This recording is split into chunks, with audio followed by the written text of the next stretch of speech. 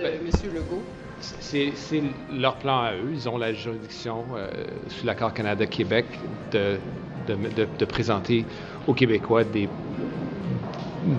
niveaux, des chiffres de chaque année. Bon, ils l'ont présenté. Il reste que c'est un plan qui est incomplet à plusieurs mesures, notamment sur le plan des résidents temporaires qu'on leur demande depuis fort longtemps. Sachez évidemment qu'ils ont 50% de la juridiction sur des travailleurs temporaires. On leur demande depuis des mois de voir leur plan. Depuis le début de l'année, j'ai annoncé plusieurs mesures qui vont réduire les résidents temporaires à travers le Canada, inclus le Québec. C'est un plan qui est chiffré, qu'on peut mesurer, mais encore une fois, on n'a pas encore vu ce plan venant du Québec. En même temps, je finis ma pensée, là, simplement, Laurence. En même temps, on sait très bien qu'ils ont des défis. Ils l'ont admis aujourd'hui qu'ils se devaient de présenter un plan plus complet. C'est ce qu'on a fait, nous, de notre bord de l'équation cette année pour la première fois. La raison pour laquelle on fait ça, c'est que ça présente un portrait plus complet de la population du Canada, de l'évolution de la population. La Banque du Canada regarde ça pour fixer ses taux d'intérêt, pour faire plusieurs calculs économiques, donc c'est très important comme document pédagogique.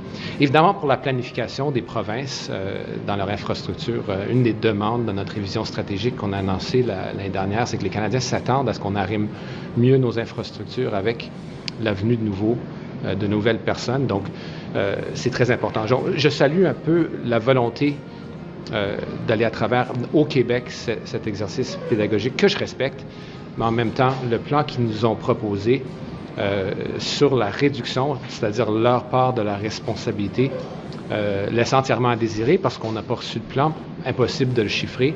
C'est très important pour pouvoir accomplir les visées qu'ils ont annoncées de façon politique et même de façon politisée. Je reste en conclusion, le gel qu'ils ont... Je ne vais pas spéculer le pourquoi du gel de l'émission des certificats de sélection du Québec, l'unique façon de devenir un résident permanent du Québec.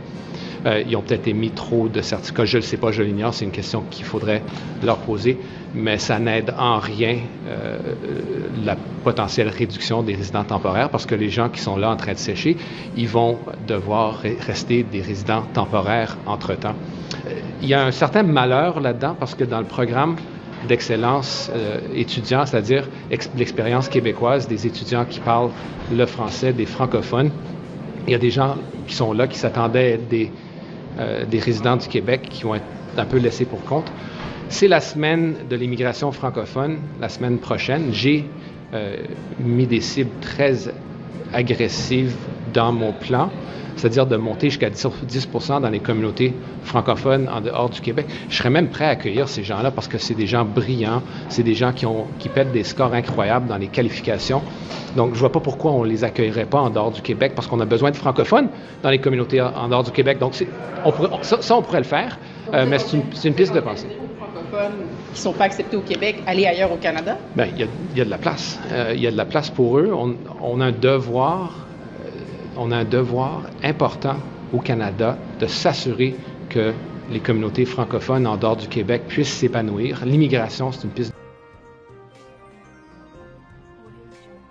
Là, j'ai dépassé la cible que je me suis fixée l'année dernière de 6%. On est au-delà de 6%, mais je me dois d'aller à 10% selon le plan. Alors, on serait prêt à les aider. C'est pas un pied de nez à M. Legault, ça, de dire ça? Aucune idée. On a tous à cœur, dans notre identité nationale, le bilinguisme. Le fait francophone, être un pays bilingue, ça veut dire que tout n'est pas égal pour autant. Puis on se doit du côté fédéral d'accueillir ces gens-là c'est des gens qui ont un parcours pédagogique, études postsecondaires, français, francophone. Donc pourquoi pas?